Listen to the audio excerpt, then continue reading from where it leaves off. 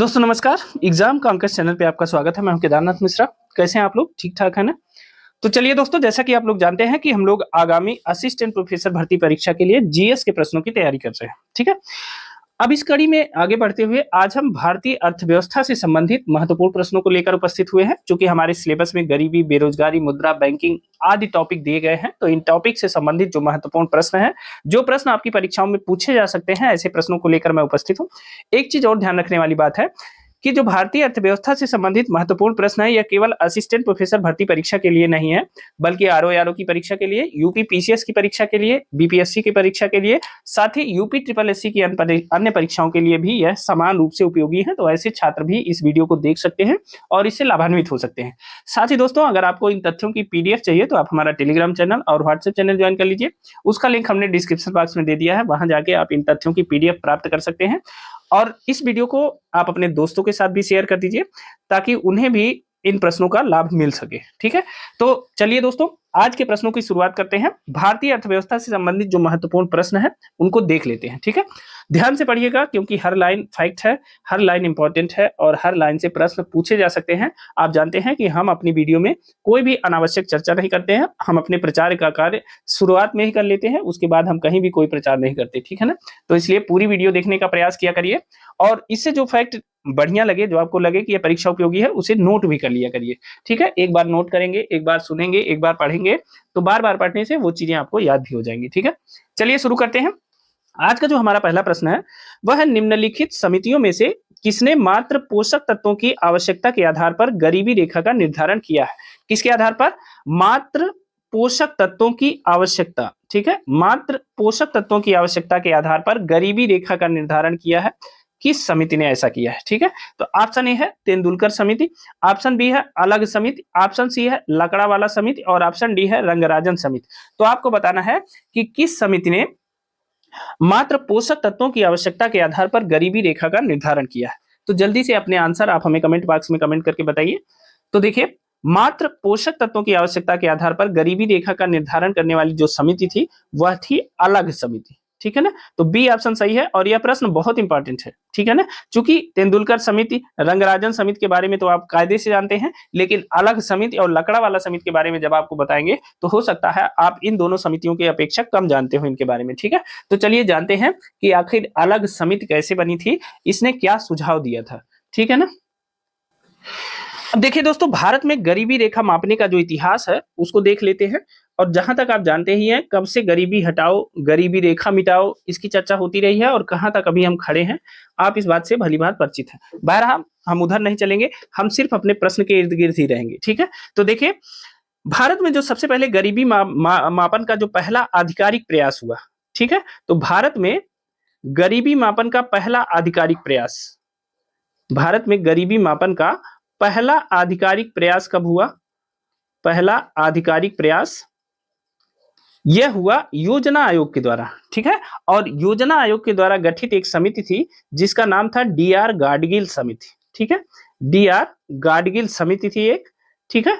और इस समिति का जो गठन है वह किया गया था 1962 यानी 1962 में सबसे पहले भारत में गरीबी मापन के लिए पहला आधिकारिक प्रयास किया गया। और यह किसके द्वारा किया गया? योजना आयोग के द्वारा किया गया। एक समिति गठित की गई जिसे डीआर गाडगिल समिति के नाम से जाना जाता है। और डीआर गाडगिल समिति ने एक रिपोर्ट दी और जिसमें इन्होंने सीधे सीधे कहा कि प्रति व्यक्ति प्रति माह, कितना? प्रति व्यक्ति प्रति माह, ठीक है, एक व्यक्ति एक महीने में 20 रुपए का उपभोग व्यय, 20 रुपया, उस समय 20 रुपए की कीमत बहुत थी, तो 20 रुपए उपभोग व्यय को, अपने खाने पीने पे जो खर्च करता है, उपभोग व्यय को गरीबी रेखा माना। ठीक है। गरीबी रेखा माना। ठीक है। गरीबी रेखा मानने का सुझाव दिया। ठीक है। तो 1962 में जो पहली कमेटी गठित हुई थी, डीआर गाडगिल कमेटी जो गठित हुई थी, उसने सुझाव दिया कि अगर एक व्यक्ति एक महीने में 20 रुपए का खर्च करता है स्वयं के ऊपर, खाने पीने रहने सहने जो भी है, 20 रुपए स्वयं पे खर्च करता है, तो उसको गरीबी रेखा से ऊपर माना जाएगा। अब जिसके पास 20 रुपए या इससे कम है वह क्या है? वह गरीबी रेखा के नीचे है, यानी वह गरीब है। तो 20 रुपए तक की कमाई करने वाला जो व्यक्ति था वह नॉर्मल व्यक्ति था। ठीक है, उसे मान लीजिए कि न्यूनतम 20 रुपए जिसका खर्चा है वह जो है गरीबी रेखा तक, गरीबी रेखा में आता है। ठीक है, अब इससे ऊपर जाने पे क्या है, गरीबी रेखा के ऊपर के लोग हो गए, तो 20 रुपए या इससे कम उपभोग व्यय वाले लोगों को गरीबी रेखा में रखा गया। ठीक है, यह डी.आर. गाडगिल समिति की सिफारिश थी। अब आ जाते हैं कि जो हमारा प्रश्न है वह प्रश्न है कि किसने मात्र पोषक तत्वों, अब इन्होंने क्या किया था, उपभोग व्यय, ध्यान दीजिएगा, इन्होंने जो सिफारिश की वो क्या की थी, उपभोग व्यय के आधार पर, और उपभोग व्यय कितना, 20 रुपए इन्होंने कीमत रखी कि इसके आधार पर गरीबी रेखा बनाई जाए, माना जाए। ठीक है, अब देखिए जो प्रश्न हमारा है वह है मात्र पोषक तत्वों की आवश्यकता पर, मतलब इतने पोषक तत्व अगर आप महीने में खा लेते हैं तो आप गरीबी रेखा से ऊपर है, अगर इतने पोषक तत्व आप महीने में नहीं जुटा पाते हैं तो आप गरीबी रेखा के नीचे हैं। पोषक तत्वों की आवश्यकता के आधार पर गरीबी रेखा का निर्धारण जिस कमेटी ने किया वह कमेटी है अलग समिति। तो देखिए 1962 में डी.आर. गाडगिल की समिति के बाद जो सबसे महत्वपूर्ण समिति बनती है वह वर्ष 1977 में, 1977 में अलग समिति का गठन किया जाता है, और यह अलग समिति का मतलब डॉक्टर वाई के अलग की अध्यक्षता में एक समिति का गठन किया जाता है। ये समिति कह लीजिए या एक टास्क फोर्स का गठन किया जाता है। ठीक है ना, अब इस टास्क फोर्स ने सबसे पहले क्या किया, यह न्यूनतम पोषाहार आवश्यकता रिपोर्ट को, मतलब एक चिकित्सा शोध परिषद से, भारतीय चिकित्सा शोध परिषद से इन्होंने संपर्क किया, और संपर्क करने के बाद इन्होंने न्यूनतम पोषाहार आवश्यकता रिपोर्ट, क्या है, न्यूनतम पोषाहार आवश्यकता रिपोर्ट, न्यूनतम पोषाहार आवश्यकता रिपोर्ट के आधार पर इन्होंने गरीबी रेखा का निर्धारण किया। ठीक है, अब देखिए इन्होंने क्या किया कि न्यूनतम कैलोरी आवश्यकता को गरीबी रेखा निर्धारण का आधार बनाया। ठीक है, किसको आधार बनाया, न्यूनतम कैलोरी आवश्यकता, न्यूनतम कैलोरी आवश्यकता को गरीबी रेखा निर्धारण का आधार बनाया। ठीक है, गरीबी रेखा निर्धारण का आधार बनाया। ठीक है, गरीबी रेखा निर्धारण का आधार बनाया, किसने बनाया, अलग ने, वाई के अलग समिति ने। ठीक है, तो न्यूनतम कैलोरी आवश्यकता को गरीबी रेखा निर्धारण का आधार इन्होंने बनाया। अब बताइए कि इन्होंने कितनी कैलोरी निर्धारित की जो गरीबी रेखा के आधार के रूप में मानी गई, तो इन्होंने कहा कि ग्रामीण क्षेत्र के लिए, किसके लिए, ग्रामीण क्षेत्र के लिए प्रति व्यक्ति प्रतिदिन, ठीक है, प्रति व्यक्ति प्रतिदिन 2435 कैलोरी, ठीक है, 2435 कैलोरी प्रति व्यक्ति प्रतिदिन है यार, आप ध्यान रखिएगा, इसको लिख देता हूं मैं, इसमें जो भी बात होगी वह प्रति व्यक्ति और प्रतिदिन के हिसाब से होगी। ठीक है, तो इन दोनों बातों को याद रखिएगा। तो इन्होंने यह तय किया कि ग्रामीण क्षेत्र में अगर कोई व्यक्ति 2435 कैलोरी या अप्रोक्सीमेट आप देखें तो 2400 कैलोरी अगर ग्रामीण क्षेत्र में कोई व्यक्ति रोज ग्रहण करता है, इतनी एनर्जी ग्रहण करता है, तो वह जो है गरीबी रेखा से ऊपर है। ठीक है, न्यूनतम इतना मिलना ही चाहिए, और जैसे ही 2435 कैलोरी से कम हो गया, उसके पोषण न्यूनतम कैलोरी की आवश्यकता उससे कम हो गई, तो वह जो है गरीबी रेखा में आ जाएगा। ठीक है, गरीब कहलाएगा। अब देखिए ग्रामीण क्षेत्रों में 2435 कैलोरी, और वहीं शहरी क्षेत्र में इन्होंने निर्धारित किया, शहरी क्षेत्रों में इन्होंने कितना निर्धारित किया, तो शहरी क्षेत्र में निर्धारित किया इन्होंने 2095 कैलोरी, 2095 कैलोरी, या इसे कह सकते हैं 2100 कैलोरी, 2100 कैलोरी इसे अप्रोक्सीमेट कह सकते हैं। ठीक है, तो 2095 कैलोरी या 2100 कैलोरी जो इनकी टोटल एनर्जी की आवश्यकता है, कैलोरी की आवश्यकता है, अगर शहरी व्यक्ति इतनी कैलोरी रोज ग्रहण करता है, लगभग 2100 कैलोरी की ऊर्जा उसे मिलती है, और इसके बराबर वह भोजन करता है, मतलब उसका पोषाहार इतने में पूरा होता है, तो वह गरीब नहीं कहलाएगा, गरीबी रेखा से ऊपर है। अगर इतनी कैलोरी से कम कैलोरी वह रोज प्राप्त करता है तो वह जो है गरीबी रेखा के नीचे है। ठीक है ना, अब देखिए इतनी ग्रामीण क्षेत्र में 2400 कैलोरी और शहरी क्षेत्र में इन्होंने निर्धारित किया 2100 कैलोरी, अगर इतने पोषक तत्व रोज व्यक्ति को मिलता है तो वह गरीबी रेखा में नहीं आता है, गरीबी रेखा से बाहर है। ठीक है, अगर इससे कम पोषक तत्व ग्रहण करता है तो वह गरीबी रेखा में शामिल है। ठीक है ना, अब देखिए पोषक तत्वों के निर्धारण के बाद इन्होंने क्या किया, अब इन्होंने एक चीज और बताया कि जो इतना पोषक तत्व है यह कितने रुपए में आ सकता है, मतलब कितना उसका उपभोग व्यय होगा प्रति व्यक्ति का प्रतिदिन का, कि वह कितना खर्च करेगा कि उसे इतनी कैलोरी की, मतलब इतनी कैलोरी की पूर्ति हो जाएगी। ठीक है, तो उसने क्या किया, अलग समिति ने जो है यह बताया कि चूंकि यह मामला 1973-74 का है, तो उन्होंने बताया कि जो वर्तमान स्थिति है, तो वर्तमान स्थिति में ग्रामीण क्षेत्र के लिए, किसके लिए, वर्तमान 1973-74 में ग्रामीण क्षेत्र के लिए अगर आपको 2400 कैलोरी की ऊर्जा की आवश्यकता है तो उसके लिए कितना खर्च करना पड़ेगा? 49 रुपए 9 पैसे, ठीक है ना। और अगर शहरी क्षेत्र में आपको 2100 कैलोरी की आवश्यकता है तो उसके लिए आपको कितना खर्च करना पड़ेगा? 56 रुपया 64 पैसा, 56.64 रुपए, ठीक है ना। तो यह 49 रुपया 9 पैसा और 56 रुपया 64 पैसा, यह ग्रामीण और शहरी क्षेत्रों में अगर आप इतना पैसा खर्च करेंगे तो आपको जो कैलोरी वाई के अलग कमेटी ने बनाई है कि ग्रामीण में 2400 और शहरी क्षेत्र में 2100 कैलोरी की जो एनर्जी है इतने में आप खरीद सकते हैं। तो अगर आर्थिक रूप से देखें, मतलब कमाई आमदनी के हिसाब से देखें, प्रति व्यक्ति उपभोग के हिसाब से देखें, तो 1973-74 में ग्रामीण क्षेत्र में जो व्यक्ति 49 रुपया 9 पैसा प्रतिदिन कमाता था और शहरी क्षेत्र में 56 रुपया 64 पैसा प्रतिदिन कमाता था, वह गरीबी रेखा से ऊपर था। इससे कम कमाने वाले लोग जो लोग थे वह गरीबी रेखा से नीचे थे, ठीक है ना। तो याद रखिएगा। अब देखिए इन्होंने क्या किया, कैलोरी के बारे में भी बताया, मतलब पोषक तत्वों का निर्धारण भी कर दिया और उन पोषक तत्वों को खरीदने में जितना पैसा लगेगा यानी उपभोग व्यय को भी इन्होंने निर्धारित कर दिया। तो एक विस्तृत रूप से इन्होंने दोनों बातें बता दी और उन्होंने कहा कि 2400 कैलोरी के लिए ग्रामीण क्षेत्रों में 49 रुपए और शहरी क्षेत्रों में 56 रुपए खर्च कर, लगभग 57 रुपए खर्च करने हैं और यही गरीबी रेखा है, ठीक है। तो उसका निर्धारण उन्होंने कर दिया। बाद में आगे चलकर अब देखिए पोषक तत्वों के आधार पर, पोषक तत्वों की आवश्यकता के आधार पर गरीबी रेखा का निर्धारण, इस प्रश्न का उत्तर आपको मिल चुका है, अलग समिति ने किया, ठीक है ना। अब देखिए इसमें कुछ चीजें और हम आपको जोड़ देते हैं। अभी तक जो गरीबी रेखा के निर्धारण के लिए जो कमेटियां बनी है, एक कमेटी और बनी है, आपने इनका नाम सुना होगा, देखिए ऑप्शन में है भी लकड़ा वाला समिति, ठीक है। तो लकड़ा वाला समिति का गठन कब हुआ है इनके बारे में भी बता देते हैं। जो दूसरी कमेटी बनी है वह है लकड़ा वाला कमेटी, यहां से लिख देते हैं, थोड़ा स्पेस कम है।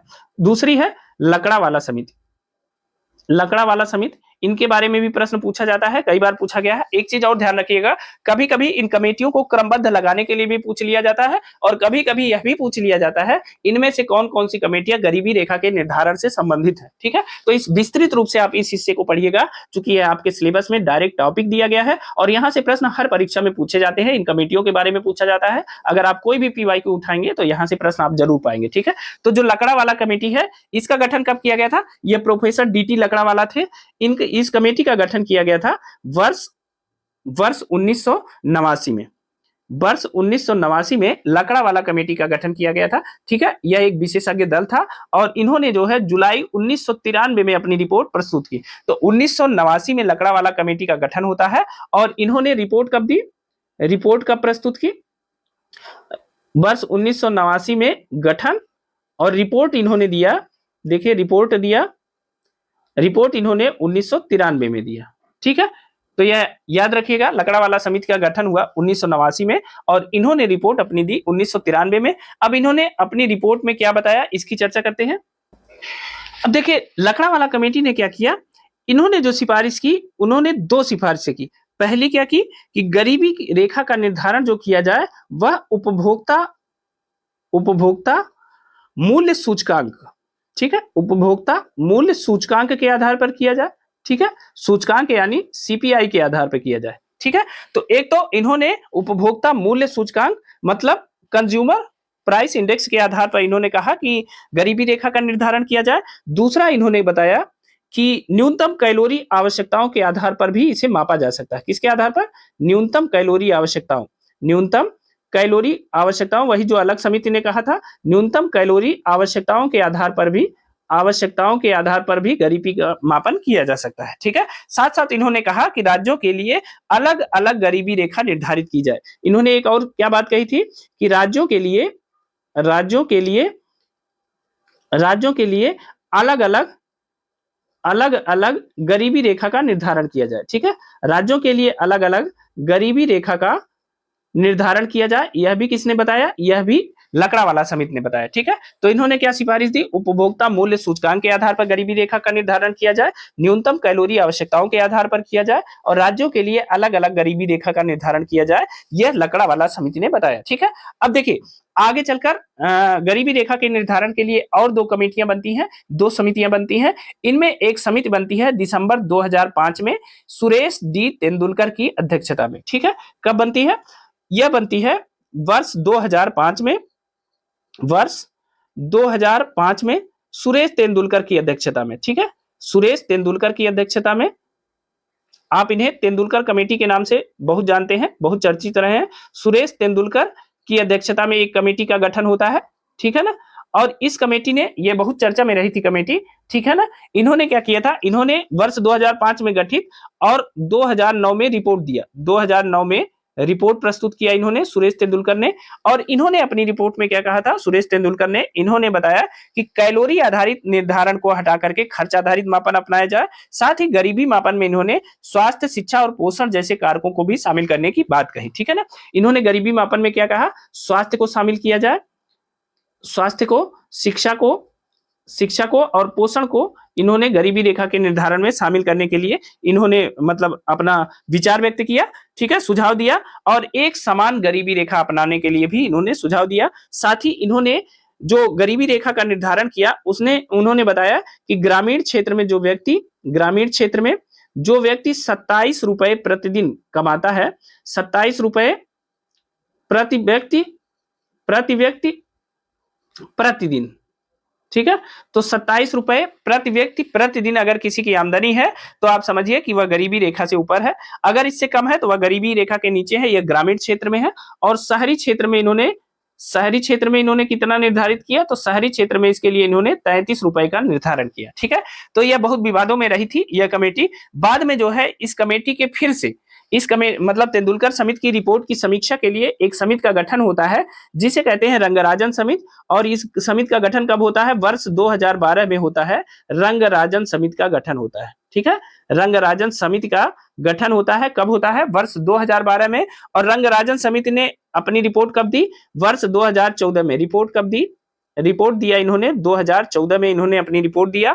और इन्होंने कहा कि गरीबी रेखा को चूंकि इन्होंने सुरेश तेंदुलकर की जो रिपोर्ट थी उसकी समीक्षा करने के लिए इन्हें नियुक्त किया गया था, तो इन्होंने कहा कि गरीबी रेखा को बढ़ाकर अधिक यथार्थवादी स्तर पर लाया जाए। साथ ही गरीबी मापन में खाद्य, शिक्षा, स्वास्थ्य, परिवहन और आवास जैसे मतलब तत्वों को शामिल किया जाए, खर्चों को शामिल किया जाए। तो इन्होंने स्वास्थ्य, शिक्षा, पोषण किसने कहा था, तेंदुलकर ने। और इन्होंने क्या किया, जो रंगराजन समिति ने, इन्होंने खाद्य, शिक्षा, स्वास्थ्य, परिवहन और आवास जैसे खर्चों को भी इसमें शामिल किया। और फिर इन्होंने ग्रामीण क्षेत्र के लिए जो गरीबी का निर्धारण किया, ग्रामीण क्षेत्र के लिए निर्धारण किया 32 रुपए प्रति व्यक्ति प्रतिदिन, ठीक है, याद रखिएगा। 32 रुपए प्रति व्यक्ति प्रतिदिन अगर कोई व्यक्ति कमाता है तो वह जो है गरीबी रेखा से ऊपर है, अगर इससे कम कमाता है तो वह गरीबी रेखा के नीचे है। और शहरी क्षेत्र के लिए जो रंगराजन कमेटी ने जो अनुमान लगाया वह लगाया 47 रुपए प्रति व्यक्ति प्रतिदिन, कितना, 47 रुपए। शहरी क्षेत्र के लिए इन्होंने क्या निर्धारित किया, 47 रुपए प्रति व्यक्ति प्रतिदिन का जो खर्च है वह निर्धारित किया कि अगर शहरी व्यक्ति कोई 47 रुपए प्रति व्यक्ति प्रतिदिन कमाता है तो वह जो है गरीबी रेखा के ऊपर है, और अगर इससे कम कमाता है तो वह गरीबी रेखा के नीचे है, ठीक है। अब देखिए, अब ये 4 कमेटियों के नाम हमने आपको बताए, एक बताया, देखिए 4 क्या 5 हो गए। डी.आर. गाडगिल कमेटी के बारे में मैंने आपको बताया, यह कमेटी का गठन, डी.आर. गाडगिल कमेटी का गठन कब हुआ था, तो यह हुआ था 1962 में, ठीक है। उसके बाद अलग समिति आती है 1977 में। फिर उसके बाद आती है लकड़ावाला समिति। यह समिति कब आती है, यह आती है लकड़ावाला समिति कब आती है, तो यह आती है वर्ष 1989 में, लकड़ावाला समिति का गठन होता है। उसके बाद एक कमेटी आती है वर्ष 2005 में, कौन सी कमेटी आती है, सुरेश तेंदुलकर की अध्यक्षता में कमेटी आती है। और वर्ष 2012 में रंगराजन समिति का गठन किया जाता है। इस प्रकार अभी तक हमने आपको कुल 5 कमेटियां बताई। आप इनका क्रमबद्ध रूप से इन्हें एक जगह लिख लीजिएगा, क्योंकि कभी कभी इनका क्रम लगाने को भी प्रश्न पूछा जाता है, ठीक है। यहां से प्रश्न पूछा जाता है कि इनका जो है क्रम क्या है, क्रम को आप व्यवस्थित करिए, ठीक है। तो इस चीज को याद रखिएगा, ठीक है। अभी भी भारत में गरीबी पर चर्चा चली ही रही है, कहीं कोई जो है इसका निर्धारण अभी तक नहीं हो पाया है, ठीक है। तो ये जो 5 कमेटियां हैं इनके बारे में जानते रहिएगा, अक्सर परीक्षाओं में इन कमेटियों के बारे में पूछा जाता है, ठीक है ना। अब देखिए यहां से एक चीज और छूट जा रही है, वहां से प्रश्न पूछा जाता है। एक प्रश्न आता है कि तेंदुलकर समिति ने जब यह रिपोर्ट दिया था तो इन्होंने उस समय भारत में कितने परसेंट लोग, मतलब गरीबी दर को कितना परसेंट बताया था। तो देखिए सुरेश तेंदुलकर ने अपनी कमेटी ने तेंदुलकर समिति की रिपोर्ट में, यहां लिख देता हूं, तेंदुलकर समिति ने जो भारत में गरीबी की दर बताई थी वह 21.9% बताई थी, ठीक है ना। जस्ट इसके बाद जब आती है रंगराजन समिति, इन्हीं दोनों समितियों से ये परसेंटेज पूछा जाता है। रंगराजन समिति रंगराजन समिति ने जो है अपनी सिफारिश में क्या बताया था? रंगराजन समिति, देखिए इसको यहां लिख देते हैं, रंगराजन समिति। रंगराजन समिति ने अपनी रिपोर्ट में भारत में जो गरीबी दर बताई थी वो कितनी बताई थी? तो 29.5%। ठीक है, तो 21.9% किसने बताया था? तेंदुलकर समिति ने, और रंगराजन समिति ने बताया था 29.5%। यह दोनों याद रखिएगा, क्योंकि कभी कभी प्रश्न ऐसे ही पूछ लेता है कि तेंदुलकर समिति ने अपनी रिपोर्ट में भारत में गरीबी दर का जो अनुमान है वो कितना लगाया था। तो तेंदुलकर समिति ने अपनी रिपोर्ट में 21.9% गरीबी दर का अनुमान लगाया था, और यह किस वर्ष के हिसाब से था? तो 2011-12। ठीक है, और रंगराजन समिति ने अपनी रिपोर्ट में जो गरीबी दर का अनुमान लगाया था वह कितना लगाया था? 29.5%, और यह किस वर्ष पर आधारित था? तो यह भी 2011-12 पर आधारित था। ठीक है, तो इन दोनों प्रश्नों को भी याद रखिएगा, अक्सर परीक्षाओं में यहां से प्रश्न बनते हैं। तो मुझे लगता है कि गरीबी रेखा से संबंधित जो महत्वपूर्ण चीजें थी वो सारी मुझे जितनी समझ थी वो मैंने आपको बताने का प्रयास किया। अगर कोई चीज छूट गई हो तो आप हमें कमेंट करके जरूर बताइएगा, मैं प्रयास करूंगा कि आगे से उन चीजों को भी अपने लेक्चर में समाहित करूं। ठीक है, अब चलिए आज के दूसरे प्रश्न की तरफ चलते हैं। आज का जो हमारा दूसरा प्रश्न है वह है कि स्थापना के वर्ष के अनुसार निम्न को बढ़ते हुए क्रम में व्यवस्थित कीजिए। आपको बताना है कि ये जो संस्थाएं दी गई हैं इनकी स्थापना के वर्ष के अनुसार बढ़ते हुए, मतलब आप इसे कह सकते हैं आरोही क्रम।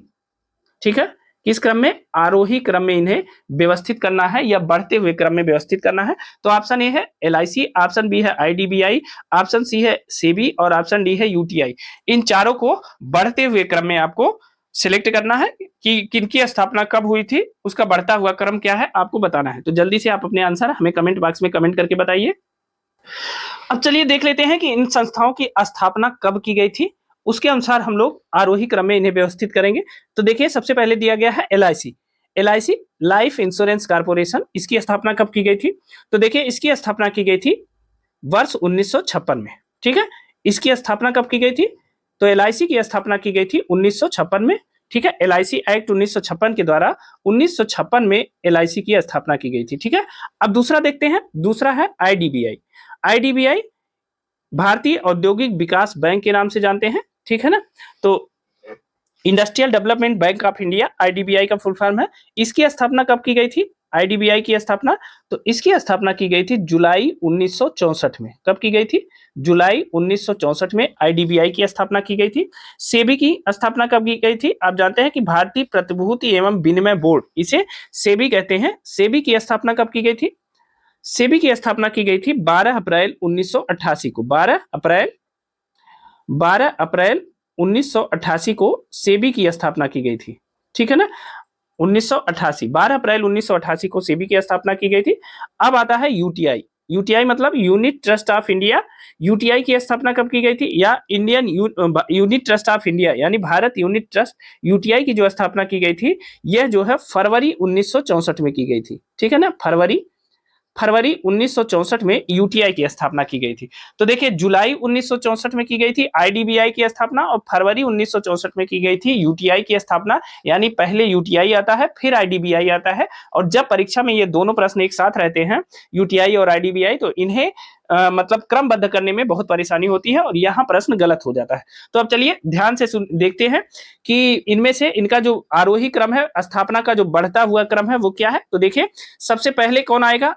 एलआईसी आएगी। ठीक है, एलआईसी की स्थापना 1956 में हुई थी, तो यह पहले नंबर पे आएगी। तो देखिए सब पहले पे हैं, तो इन तीनों में से एबीसी में से कोई एक सही होगा। उसके बाद आ जाता है दूसरे नंबर पे, तो दूसरे नंबर पे देखिए फरवरी 1964 में यूटीआई है। ठीक है, तो एक के बाद चार, तो एक के बाद चार है। ठीक है, सी ऑप्शन, तो अगर आप ऐसे मानना चाहें तो सी ऑप्शन सही हो जाएगा, 1 4 2 3। तो देखिए चेक कर लेते हैं, तो एलआईसी की स्थापना 1956 में पहले नंबर पे आ जाएगा। फिर फरवरी 1964 में यूटीआई की स्थापना, यूनिट ट्रस्ट ऑफ इंडिया की स्थापना हो जाएगी। ठीक है, उसके बाद आ जाते हैं फिर तीसरे नंबर पे कौन आता है? जुलाई 1964 में आईडीबीआई की स्थापना होती है। ठीक है, तो दूसरा स्थान है जुलाई 1964। ठीक है, और देखिए सेबी की स्थापना जो हुई थी वह कब हुई थी? 12 अप्रैल 1988 को सेबी की स्थापना हुई थी। तो यह तीसरे लास्ट सबसे ज्यादा, मतलब 1988। तो बढ़ते क्रम में क्या है? सबसे पहले 1956 आएगा, फिर फरवरी 1964, फिर जुलाई 1964 और फिर 12 अप्रैल 1988। इस प्रकार 1 4 2 और 3 सही होगा। ठीक है। और इन चारों को याद रखिएगा, अक्सर परीक्षाओं में यह पूछा जाता है, ठीक है। इनकी स्थापना के वर्ष पूछे जाते हैं, इनको मिलान करने के लिए पूछा जाता है, या इन्हें क्रमबद्ध लगाने के लिए पूछा जाता है, जैसे मैंने यह प्रश्न बनाया है, ठीक है। तो आप इसे याद रखिएगा, इंपॉर्टेंट है, ठीक है। अगले प्रश्न की तरफ चलते हैं। आज का हमारा जो तीसरा प्रश्न है, यह बहुत इंपॉर्टेंट प्रश्न है, ठीक है ना। पहले से मैं इसे इंपॉर्टेंट लगा देता हूं, सभी परीक्षाओं के लिए इंपॉर्टेंट है। भारत में प्रथम कृषि विज्ञान केंद्र की स्थापना कहां की गई थी? अक्सर लोग गलत करते हैं, और यह बहुत इंपॉर्टेंट प्रश्न है कि भारत में प्रथम कृषि विज्ञान केंद्र की स्थापना कहां की गई थी। तो ऑप्शन ए है पंतनगर में, ऑप्शन बी है बेंगलुरु में, ऑप्शन सी है पुदुचेरी में, और ऑप्शन डी है भोपाल में। तो आपको बताना है कि भारत में प्रथम कृषि विज्ञान केंद्र की स्थापना कहां की गई थी। जल्दी से अपने आंसर हमें कमेंट बॉक्स में कमेंट करके बताइए। अब देखिए, भारत में जो प्रथम कृषि विज्ञान केंद्र है, इसकी स्थापना से संबंधित प्रश्न कई बार पूछा गया है, लेकिन लोग कंफ्यूज हो जाते हैं कि भारत में जो प्रथम कृषि विज्ञान केंद्र है, उसकी स्थापना कहां की गई थी। तो देखिए, भारत में प्रथम कृषि विज्ञान केंद्र की स्थापना की गई थी पुदुचेरी में, और कब की गई थी? तो 1974 में, ठीक है। तो भारत में प्रथम कृषि विज्ञान केंद्र की स्थापना कहां की गई थी? पुदुचेरी में की गई थी, और कब की गई थी? 1974 में की गई थी। इस बात को याद रखिएगा, बहुत इंपॉर्टेंट है, यह प्रश्न अक्सर पूछा जाता है परीक्षाओं में, ठीक है। अब देखिए, अगर आपसे मैं यह पूछूं कि भारत में प्रथम कृषि विश्वविद्यालय, भारत में प्रथम प्रथम कृषि विश्वविद्यालय की स्थापना, कृषि विश्वविद्यालय, भारत में प्रथम कृषि विश्वविद्यालय, या इसे ऐसे लिख देते हैं, भारत में प्रथम कृषि विश्वविद्यालय की स्थापना कब और कहां की गई थी? कब और कहां? भारत में प्रथम कृषि विश्वविद्यालय की स्थापना कब और कहां की गई थी? आपको यह बताना है कि भारत में प्रथम कृषि विश्वविद्यालय की स्थापना कब और कहां की गई थी। मैं ऑप्शन दे देता हूं ताकि आपको आसानी हो जाए। तो ऑप्शन ए है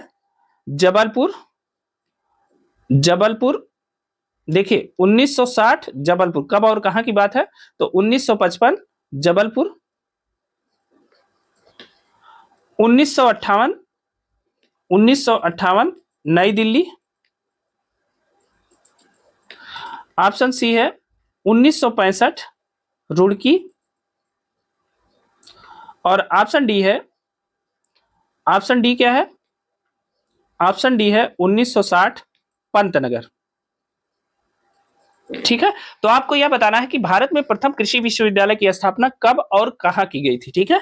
आपकी आसानी के लिए मैंने 4 ऑप्शन भी दे दिए, 1955 जबलपुर, 1958 नई दिल्ली, 1965 रुड़की, और 1960 पंतनगर। तो आपको बताना है कि भारत में प्रथम कृषि विश्वविद्यालय की स्थापना कब और कहां की गई थी। मैंने आपको बताया कि भारत में प्रथम कृषि विज्ञान केंद्र, इसे याद रखिएगा, बहुत इंपॉर्टेंट प्रश्न है, इसकी स्थापना कहां की गई थी? तो पुदुचेरी में 1974 में की गई थी, ठीक है। अगला देखते हैं, आज का हमारा चौथा प्रश्न है।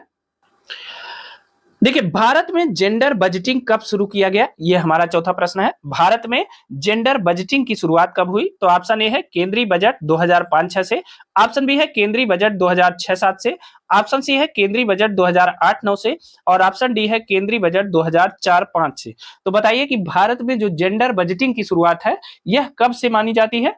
कब से शुरू की गई जेंडर बजटिंग की शुरुआत? तो देखिए, भारत में जेंडर बजटिंग की शुरुआत हुई केंद्रीय बजट 2005-6 से, ठीक है। तो ए ऑप्शन सही है। भारत में जेंडर बजटिंग कब शुरू किया गया? तो केंद्रीय बजट 2005-6 से भारत में जेंडर बजटिंग की शुरुआत की गई। और देखिए, जेंडर बजटिंग मुख्य रूप से क्या है? यह महिलाओं को मुख्य धारा में लाने का, जेंडर बजटिंग महिलाओं को मुख्य धारा में लाने के लिए, महिलाओं को मुख्य धारा में लाने का एक शक्तिशाली अस्त्र है, ठीक है, या शक्तिशाली कार्यक्रम है। एक शक्तिशाली, महिलाओं को मुख्य धारा में लाने का एक शक्तिशाली कार्यक्रम है जेंडर बजटिंग, ठीक है, शक्तिशाली कार्यक्रम है। अब देखिए, जेंडर बजटिंग में होता क्या है? जब जेंडर बजटिंग में होता है कि ऐसा सोचा जाता है कि महिलाओं को भी पुरुषों के समान ही विकास का लाभ मिले, ठीक है। अब इसके अंतर्गत जब किसी नीतियों और कार्यक्रमों का निर्माण किया जाता है, तो उसमें जो है जेंडर का भी यूज किया जाता है, यानी महिला और पुरुष, इसको ध्यान में रखते हुए कार्यक्रमों का निर्माण किया जाता है। और जब इन कार्यक्रमों के निर्माण के बाद कार्यक्रमों की समीक्षा होती है, कि उसमें कितना विकास हुआ, क्या हुआ, मतलब उसमें कोई चीज आगे बढ़ी कि नहीं बढ़ी। तो जब कार्यक्रमों की समीक्षा होती है, तो उसमें जो है जेंडर के हिसाब से समीक्षा होती है, ठीक है। तो जेंडर का ध्यान रखा जाता है, लैंगिक दृष्टिकोण को भी ध्यान रखा जाता है, तो समीक्षा के समय जेंडर का ध्यान रखा जाता है। ठीक है, तो जेंडर बस्टिंग में क्या होता है, इन्हें महिलाओं को मुख्य धारा में लाने का एक शक्तिशाली कार्यक्रम है और ऐसा प्रयास किया जाता है कि महिलाओं के पुरुषों के समान महिलाओं को भी किसी भी कार्यक्रम का लाभ मिल सके। और जेंडर बस्टिंग में यह व्यवस्था की गई है, जब नीतियों और कार्यक्रमों का निर्माण किया जाता है और उनका कार्यान्वयन किया जाता है, तो उस समय लैंगिक का मतलब जेंडर का ध्यान रखा जाता है, साथ ही कार्यक्रमों की समीक्षा करते समय भी लैंगिक दृष्टिकोण को अपनाया जाता है, उसे ध्यान में रखा जाता है। ठीक है, तो याद रखिएगा कि भारत में जो जेंडर बजटिंग की शुरुआत हुई वो केंद्रीय बजट 2005-6 से हुई। ठीक है ना। अब आ जाते हैं अगले प्रश्न पे। आज का हमारा अगला प्रश्न है कि भारत में मुद्रा संबंधी नोटों की निर्गमन प्रणाली आधारित है।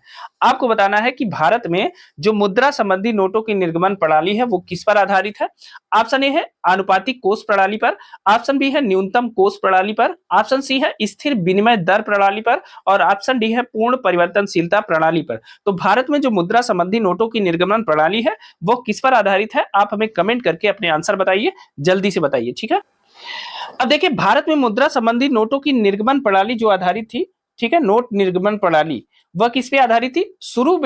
शुरू में तो आनुपातिक कोष प्रणाली पर आधारित थी, लेकिन बाद में वर्ष 1956 में यह न्यूनतम कोष प्रणाली पर आधारित हो गई। तो भारत में मुद्रा संबंधी नोटों की जो निर्गमन प्रणाली है वो न्यूनतम कोष प्रणाली पर आधारित हो।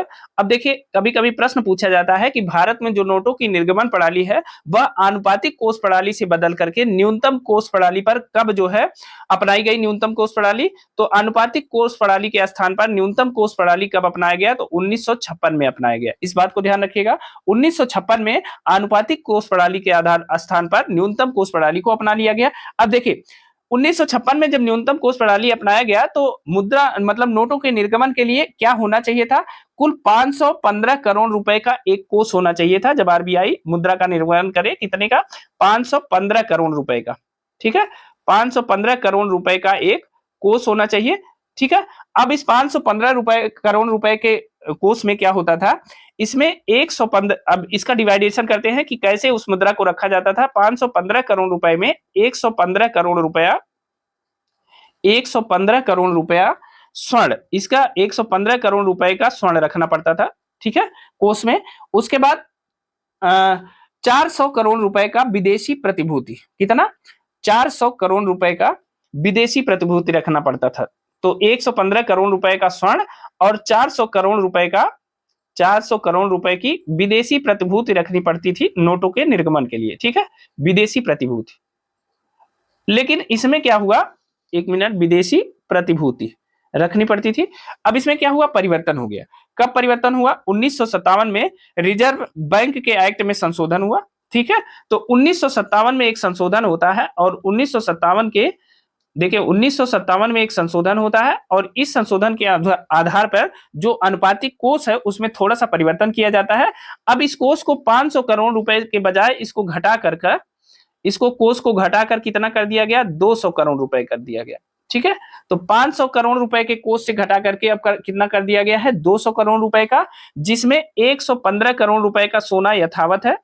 115 करोड़ रुपए 115 करोड़ रुपए स्वर्ण रखना, यह वही है जो पहले था। पहले भी 115 करोड़ रुपए का स्वर्ण कोष में जमा रखना पड़ता था, अब भी है 115 करोड़ रुपए का स्वर्ण रखना पड़ता है। ठीक है, स्वर्ण के रूप में रखना अनिवार्य है। साथ ही इसके साथ जो बचा 85 करोड़ रुपए की विदेशी प्रतिभूति होनी चाहिए। ठीक है, 85 करोड़ रुपए की विदेशी प्रतिभूति होनी चाहिए, विदेशी प्रतिभूति। ठीक है, होनी चाहिए। तो इस प्रकार जो न्यूनतम कोष प्रणाली है वो पहले 515 करोड़ रुपए थी और बाद में 1957 में यह घट करके 200 करोड़ रुपए हो गई। और देखिए दोनों में स्वर्ण 115 करोड़ रुपए रखना अनिवार्य है। बाद में जो विदेशी प्रतिभूतियों के मामले में पहले 400 करोड़ रुपए की विदेशी प्रतिभूतियां रखनी पड़ती थी, लेकिन वर्तमान में 85 करोड़ रुपए की विदेशी प्रतिभूति कोष में जमा होनी चाहिए, उसके बाद नोटों का निर्गमन संभव हो पाएगा। ठीक है, तो जो भारत में मुद्रा संबंधी नोटों की निर्गमन प्रणाली है वो किस पे आधारित है, न्यूनतम कोष प्रणाली पे आधारित है। इस बात को याद रखिएगा। और यह कब से इस व्यवस्था को अपनाया गया, तो 1956 से इस व्यवस्था को अपनाया गया है। ठीक है ना। अब चलिए अगला प्रश्न देख लेते हैं। आज का हमारा छठा प्रश्न है, ब्याज की वह दर जिस पर भारतीय रिजर्व बैंक वाणिज्यिक बैंकों को अल्पावधि कोष उधार देता है कहलाती है। देखिए ब्याज की वह दर जिस पर भारतीय रिजर्व बैंक ठीक है। भारतीय रिजर्व बैंक वाणिज्यिक बैंकों को अल्पावधि कोष उधार देता है, वो क्या कहलाती है? तो ऑप्शन ए है रेपो दर, ऑप्शन बी है रिवर्स रेपो दर, ऑप्शन सी है प्राथमिक उधारी दर और ऑप्शन डी है उपर्युक्त में से कोई नहीं। तो आप बताइए कि भारतीय रिजर्व बैंक वाणिज्यिक बैंकों को जो अल्पावधिक मतलब कम समय के लिए जो धन उधार देता है उसे किस नाम से जानते हैं? जल्दी से अपने आंसर कमेंट करके बताइए। अब देखिए, भारतीय रिजर्व बैंक वाणिज्यिक बैंकों को अल्पावधिक कोष पर जिस ब्याज दर पर उधार देता है उसे क्या कहते हैं? उसे कहते हैं रेपो दर। रेपो दर या रेपो रेट कहते हैं, ठीक है ना। अब देखिए रेपो रेट क्या होता है और रिवर्स रेपो रेट क्या होता है, इन दोनों के बारे में हम विस्तार से जान लेते हैं, क्योंकि यहाँ से अक्सर प्रश्न पूछा जाता है और हमारे सिलेबस में भी मुद्रा एवं बैंकिंग की बात की गई है, ठीक है। तो इसलिए रेपो रेट और रिवर्स रेपो रेट के बारे में जानना बहुत आवश्यक है, ठीक है। तो मैं बहुत आसान लैंग्वेज में आपको बता देता हूं कि रेपो रेट क्या होता है और रिवर्स रेपो रेट क्या होता है और इसका उपयोग कहाँ होता है। तो उपयोग में तो आप सबसे बड़ी बात ये जान लीजिए कि इन दोनों का जो रेपो रेट और रिवर्स रेपो रेट, इन दोनों का जो यूज है, इन दोनों का यूज क्या है? इन दोनों का यूज आरबीआई करता है। और किसके लिए करता है? आरबीआई महंगाई और बाजार में पैसे की मात्रा को नियंत्रित करने के लिए। किसके लिए? महंगाई, महंगाई और बाजार में पैसे की मात्रा को नियंत्रित करने के लिए, पैसे की मात्रा को नियंत्रित करने के लिए, नियंत्रित करने के लिए आरबीआई जो है इसका इस्तेमाल करता है, ठीक है ना। अब आइए जानते हैं कि रेपो दर क्या होती है और रिवर्स रेपो दर क्या होती है।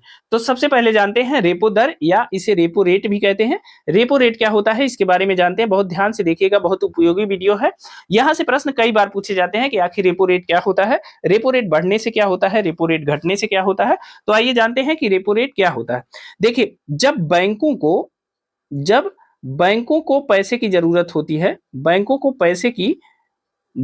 को पैसे की जब जरूरत होती है तो वह क्या करते हैं? वह जो है आरबीआई से ऋण लेते हैं, आरबीआई से ऋण लेते हैं, लोन लेते हैं, ठीक है। बैंक वाले भी लोन लेते हैं। तो बैंकों को जब पैसों की जरूरत होती है तो आरबीआई से उधार लेते हैं, ठीक है। आरबीआई जब उन्हें उधार देता है तो उस पर जो ब्याज देना होता है, ठीक है, ब्याज जो उस पर देना होता है, जो उधार आरबीआई देता है बैंकों को, तो बैंकों को जो ब्याज देना पड़ता है उसे कहते हैं रेपो रेट, ठीक है। उसे क्या कहते हैं? रेपो रेट कहते हैं, ठीक है। अब देखिए, बैंकों के पास पैसा कम है, उन्हें पैसे की जरूरत है, तो वह आरबीआई से उधार लेंगे, ऋण लेंगे कम समय के लिए। एक चीज और ध्यान रखिएगा, अल्पावधि के लिए होता है ये दोनों, अल्पावधि के लिए यह दोनों होता है, ठीक है। तो याद रखिएगा, चाहे रेपो रेट हो चाहे रिवर्स रेपो रेट हो, यह दोनों अल्पावधि के लिए होता है। तो देखिए, सॉरी, बैंकों को जब पैसे की जरूरत होती है तो वह आरबीआई से उधार लेते हैं, ऋण लेते हैं, और आरबीआई इस उधारी के बदले जो ब्याज लेता है उन बैंकों से उसे कहते हैं रेपो रेट। समझ में आ गई बात? ठीक है ना। तो बैंक आरबीआई से पैसा लिए, आरबीआई उस पैसे के लिए जो उनसे ब्याज लिया उसे क्या कहते हैं? उसे कहते हैं रेपो रेट। अब आ जाते हैं कि रेपो रेट का इफेक्ट क्या होता है, ठीक है। अब रेपो रेट मान लीजिए बढ़ता है, क्या होता है? अगर रेपो रेट में अगर वृद्धि होती है या रेपो रेट अगर बढ़ता है तो क्या होगा? मान लीजिए रेपो रेट बढ़ता है तो क्या होगा? प्रश्न यहां से भी पूछे जाते हैं, इसीलिए मैं आपको इस हिस्से में ले आया हूं आपको कि जो रेपो रेट होता है और रिवर्स रेपो रेट, इसके बढ़ने और घटने से प्रश्न बनते हैं, ठीक है। तो मैं चाहता हूं कि इस टॉपिक को हमेशा के लिए आपको समझा दूं ताकि आप यहां से आने वाले किसी भी प्रश्न को गलत न करें। अब देखिए, जब रेपो रेट बढ़ता है तो क्या होता है? मान लीजिए रेपो रेट बढ़ा, रेपो रेट बढ़ने का मतलब यह है कि आरबीआई ने जो बैंकों को पैसा दिया ना उस पर ब्याज ज्यादा लिया, ठीक है ना। रेपो रेट का मतलब क्या है कि आरबीआई ने जब रेपो रेट बढ़ने का मतलब क्या है कि आरबीआई ने जब बैंकों को पैसा दिया तो उस पर ब्याज ज्यादा लिया, ठीक है। तो जब ब्याज ज्यादा लेंगे, ब्याज बैंक ज्यादा ब्याज लेंगे, देंगे इसको आरबीआई को, ठीक है। आरबीआई को जब बैंक ज्यादा ब्याज देंगे तो इनको जो ये उधार है, ये उधार इनको महंगा पड़ेगा। तो महंगा उधार जो है, उधार महंगा पड़ेगा। तो जब बैंक आरबीआई से महंगा उधार लेंगे तो वो क्या करेंगे? जब महंगा उधार लेंगे तो ग्राहकों को क्या करेंगे? उधार महंगा देंगे। तो ग्राहकों को चूंकि अपना पैसा बैलेंस करेंगे तो ग्राहकों को ये महंगा उधार देंगे, ठीक है ना। रेपो रेट बढ़ने के बाद बता रहे हैं कि रेपो रेट अगर बढ़ता है तो क्या होता है। तो जब रेपो रेट यानी ब्याज जब बढ़ता है, आरबीआई जब बैंकों को ऋण देता है और ज्यादा ब्याज लेता है तो बैंकों को यह जो उधार है वो महंगा पड़ता है। तो जब यह उधार महंगा पड़ेगा तो वह जब ग्राहकों को वहां से महंगा उधार लेकर जब अपने ग्राहकों को उधार देगा तो इनको भी महंगा उधार देगा। सामान्य सी बात है, ठीक है। तो ये बात समझ में आ रही होगी। तो इन्हें भी महंगा देगा, तो ग्राहकों को जब महंगा ब्याज पे उधार देगा तो इससे क्या होगा कि बाजार में पैसे की कमी हो जाएगी। क्या होगा? बाजार में पैसे की कमी होगी, ठीक है। क्योंकि भाई जब महंगा होगा तो कोई जरूरी थोड़ी है कि बहुत लोग उधार लेंगे, तो बाजार में पैसे की कमी हो जाएगी, ठीक है। और जब पैसे की कमी हो जाएगी बाजार में, तो जब पैसा कम होगा तो महंगाई भी कम हो जाएगी, ठीक है। जब पैसा ही नहीं रहेगा तो महंगाई कहां से रहेगी भाई? जब खरीदने वाले लोग ज्यादा होते हैं, जब डिमांड ज्यादा होती है, सप्लाई कम होती है तो महंगाई बढ़ जाती है। लेकिन जब पैसा ही नहीं है, तो जब पैसा नहीं है तो खरीदार नहीं है, और खरीदार नहीं है तो काहे की महंगाई, ठीक है। बात समझ में आ रही है हमारी। तो देखिए, ग्राहकों को महंगा उधार देगा, जब महंगा उधार देगा तो बाजार में पैसे की कमी होगी क्योंकि बहुत लोग महंगा उधार नहीं लेंगे, ठीक है। तो बाजार में जब पैसे की कमी हो जाएगी तो महंगाई कम हो जाएगा, ठीक है। महंगाई कम हो जाएगा। अब इसके अपोजिट देखते हैं, अगर रेपो रेट घटता है। अब किसकी बात करते हैं कि अगर रेपो रेट घटता है, रेपो रेट घटता है तो क्या होगा। अब इस पे चर्चा कर लेते हैं कि अगर रेपो रेट घटता है तो क्या होगा। तो जब रेपो रेट घट जाएगा यानी आरबीआई जो बैंकों को उधार देती है उस पे जो ब्याज है वो घटा देगी, तो क्या होगा। तो बैंकों को जो ऋण मिलेगा वह सस्ता मिलेगा, बैंकों को सस्ता ऋण मिलेगा। जब बैंकों को सस्ता ऋण मिलेगा तो यह क्या करेंगे, यह अपने ग्राहकों को सस्ता ऋण देंगे। जब बैंकों को सस्ता ऋण मिलेगा तो यह अपने ग्राहकों को सस्ता ऋण देंगे, और जब ग्राहकों को सस्ता ऋण मिलने लगेगा तो क्या होगा, जब सस्ते लोन ग्राहकों को मिलेंगे तो बाजार में क्या होगा, पैसे बढ़ जाएंगे, ठीक है, तरलता बढ़ जाएगी। तो बाजार में पैसे बढ़ जाएंगे, पैसे बढ़ेंगे, ठीक है। तो बाजार में पैसे बढ़ जाएंगे, जब बाजार में पैसे बढ़ेंगे तो क्या होगा, अब जब मार्केट में पैसा आता है तो क्या होता है, तो फिर अर्थव्यवस्था में तेजी आ जाएगी, ठीक है। अर्थव्यवस्था में तेजी आ जाएगी, इस बात को याद रखिएगा, ठीक है। अब देखिए, रेपो रेट और रिवर्स रेपो रेट जितना आसान भाषा में हो सकता है मैंने उतना आसान भाषा में समझा दिया। अब इसको आप एक सीरियल से आपको बताते हैं। देखिए, अल्पावधि के लिए जब बैंकों को पैसे की जरूरत पड़ती है तो वो कहां भागते हैं, आरबीआई के पास। चूंकि आप जानते हैं कि आरबीआई बैंकों का बैंक है, वह बैंकों को भी उधार देता है, वो सबसे बड़ा रुपए वाला आदमी है, संस्था है। तो आरबीआई के पास भागते हैं, तो यह आरबीआई इनको ऋण देता है बैंकों को। जब आरबीआई बैंकों को ऋण देता है तो उनसे ब्याज लेता है, और आरबीआई बैंकों को ऋण देने के बदले जो ब्याज लेता है उसे कहते हैं रेपो रेट, ठीक है। अब आ जाइए, रेपो रेट लेता है ब्याज, मतलब ब्याज लेता है जो, उसे रेपो रेट कहते हैं, आरबीआई बैंकों से लेता है, ठीक है। अब आते हैं आगे, अगर रेपो रेट बढ़ता है यानी अगर आरबीआई अपना ब्याज बढ़ा देता है तो क्या होता है, तो उधार महंगा हो जाता है। मतलब बैंक जो आरबीआई से पैसा लेते हैं वह उस पे ब्याज उनको ज्यादा देना पड़ता है, तो उनका उधार महंगा पड़ जाता है। तो जब उनका उधार महंगा होता है तो वह क्या करते हैं, अपने ग्राहकों को भी महंगा उधार देते हैं। जब ग्राहकों को महंगा उधार देते हैं तो कोई जरूरी नहीं है कि ग्राहक महंगा उधार ले ही, तो इससे क्या होता है कि बाजार में पैसे की कमी हो जाती है। जब बाजार में पैसे की कमी हो जाएगी तो महंगाई जो है कम हो जाती है, ठीक है। अब ये हो गया कि जब रेपो रेट बढ़ता है, ठीक है। अब ये इसकी कंडीशन है रेपो रेट बढ़ने की, ठीक है। अब आ जाते हैं दूसरे हिस्से में, जब रेपो रेट घटता है, ठीक है, यानी अगर आरबीआई बैंकों को ऋण देने के बदले कम ब्याज लेती है, ब्याज दर को घटा देती है, तब उसका क्या प्रभाव पड़ता है। जब कम ब्याज लेगी तो बैंकों को जो ऋण मिलेगा वो सस्ता मिलेगा। जब बैंकों को सस्ता ऋण मिलेगा तो वो अपने ग्राहकों को जो ऋण देंगे वो सस्ता ऋण देंगे। जब ग्राहकों को सस्ता ऋण मिलेगा तो ज्यादा ग्राहक ऋण लेने के लिए आगे बढ़ेंगे, तो बाजार में क्या होगा, मार्केट में पैसे आ जाएंगे, और जब मार्केट में पैसे आ जाएंगे तो फिर क्या होगा, फिर अर्थव्यवस्था में तेजी आ जाएगी, ठीक है। अब यह है रेपो रेट और रिवर्स रेपो रेट की कहानी, ठीक है। अब देखिए, इससे बेहतर तरीके से मैं आपको, ये सिर्फ रेपो रेट की कहानी है, ठीक है। अब आ जाते हैं रिवर्स रेपो रेट। आखिर रिवर्स रेपो रेट क्या है इसको जान लेते हैं। अब दूसरा है reverse repo rate, reverse repo rate, ठीक है।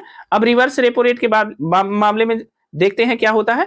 देखिए, जो रेपो रेट है इसी को रिवर्स कर दीजिए, इसी को उल्टा कर दीजिए, वही है रिवर्स रेपो रेट, ठीक है। ये कोई अलग से कोई वैज्ञानिक विधि नहीं है, केवल रेपो रेट को आपको उल्टा कर देना है, वही हो जाएगा रिवर्स रेपो रेट। देखिए, रेपो रेट में क्या होता था, बैंक आरबीआई से पैसा लेता था, लेकिन रिवर्स रेपो रेट में क्या होता है कि जब बैंकों के पास ज्यादा पैसे हो जाते हैं तो वह आरबीआई के पास अपने पैसे जमा कर देते हैं। क्या करते हैं, या कहीं कहीं आपको यह लिखा मिलेगा कि जब आरबीआई बैंकों से अल्पावधिक ऋण लेता है या उधार लेता है तो उसे रिवर्स रेपो रेट कहते हैं। या तो आप उसे उस भाषा में समझिए या तो जो मैं समझा रहा हूं उसे समझिए। रिवर्स रेपो रेट में क्या होता है कि जब बैंकों के पास पैसे ज्यादा हो जाते हैं, बैंकों के पास ज्यादा पैसे हो जाते हैं, ठीक है, बैंकों के पास ज्यादा पैसे हो जाते हैं तो वो क्या करते हैं, आरबीआई के पास जमा कर देते हैं, आरबीआई के पास जमा कर देते हैं। और आरबीआई के पास जमा करके क्या करते हैं, वो ब्याज कमाते हैं।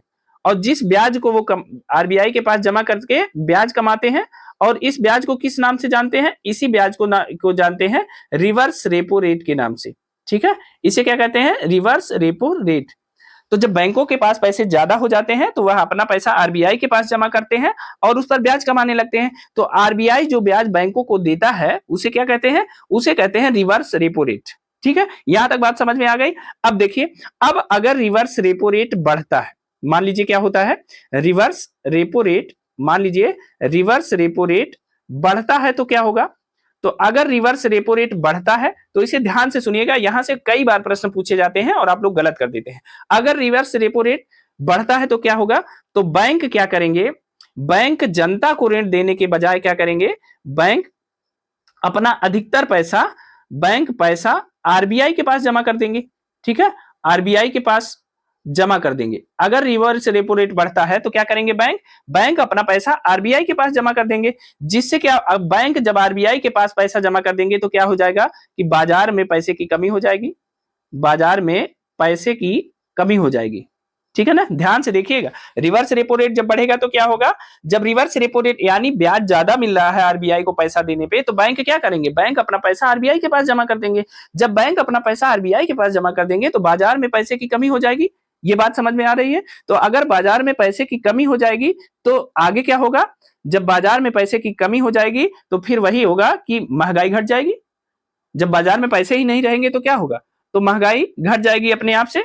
यह भी एक तरीका है महंगाई घटाने का।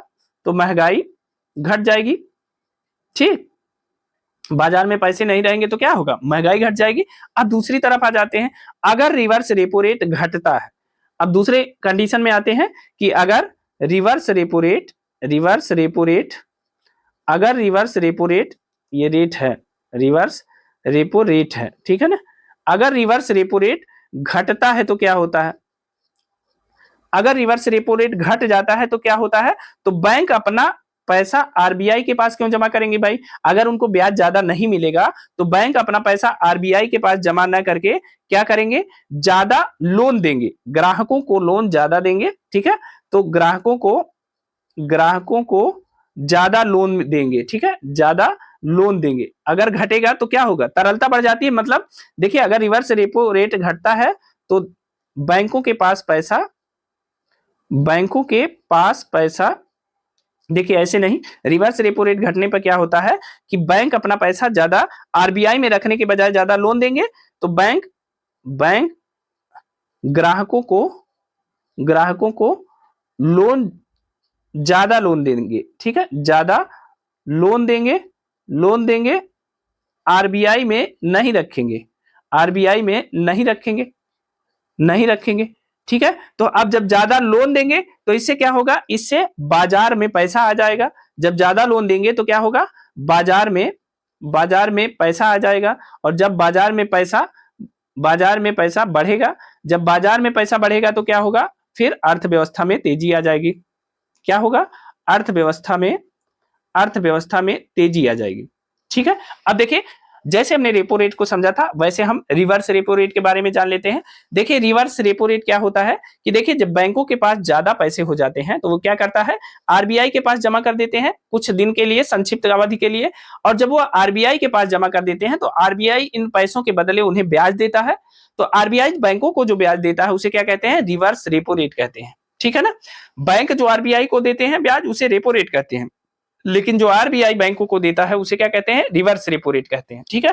अब देखिए, जब रिवर्स रेपो रेट बढ़ता है तो क्या होता है, जब रिवर्स रेपो रेट ज्यादा, मतलब ब्याज ज्यादा मिलेगा तो बैंक अपना पैसा आरबीआई के पास जमा कर देंगे। जब बैंक अपना पैसा आरबीआई के पास जमा कर देंगे तो बाजार में पैसा तो रहेगा नहीं, पैसे की कमी हो जाएगी। और जब बाजार में पैसे की कमी हो जाएगी तो महंगाई अपने आप घट जाएगी, पैसे ही नहीं है तो महंगाई काहे की, ठीक है। अब आ जाते हैं कि अगर रिवर्स रेपो रेट घटता है, अब इस पे आते हैं कि अगर रिवर्स रेपो रेट घट जाता है, बढ़ने की बजाय रिवर्स रेपो रेट घटता है तो क्या होता है? तो अगर रिवर्स रेपो रेट घटता है तो बैंक जो है आरबीआई में अपना पैसा नहीं जमा करेंगे, क्योंकि वहां ज्यादा ब्याज का फायदा नहीं है, ब्याज मिलेगा नहीं ज्यादा, तो बैंक क्या करेंगे?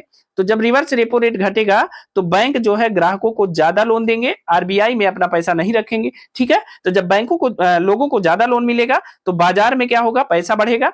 जब बाजार में पैसा बढ़ेगा तो क्या होगा? अर्थव्यवस्था में तेजी आ जाएगी। ठीक है, और एक चीज आप जान लीजिए कि यह जो दोनों विधियां हैं, यह महंगाई और बाजार में पैसे की मात्रा को नियंत्रित करने के लिए आरबीआई इसका इस्तेमाल करता है।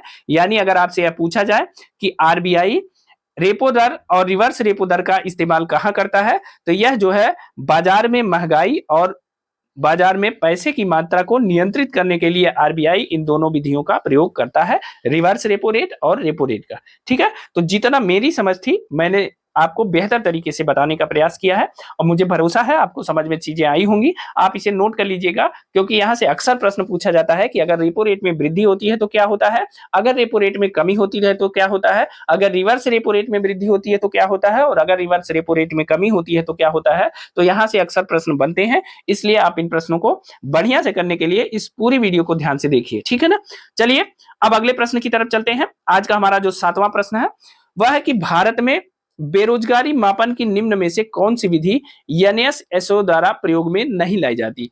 आपको बताना है कि भारत में बेरोजगारी मापन की निम्न में से कौन सी विधि है जो एनएसएसओ द्वारा प्रयोग में नहीं लाई जाती है। तो ऑप्शन ए है सामान्य प्रमुख स्तर, ऑप्शन बी है चालू मासिक स्तर, ऑप्शन सी है चालू साप्ताहिक स्तर और ऑप्शन डी है चालू दैनिक स्तर। ये बेरोजगारी के मापन की विधियां हैं सभी। ठीक है, अब इन विधियों में से कौन सी ऐसी विधि है जो एनएसएसओ द्वारा प्रयोग में नहीं लाई जाती है। ठीक है, अब सबसे पहले आप ये जान लीजिए कि आखिर एनएसएसओ का फुल फॉर्म क्या होता है। तो यह होता है नेशनल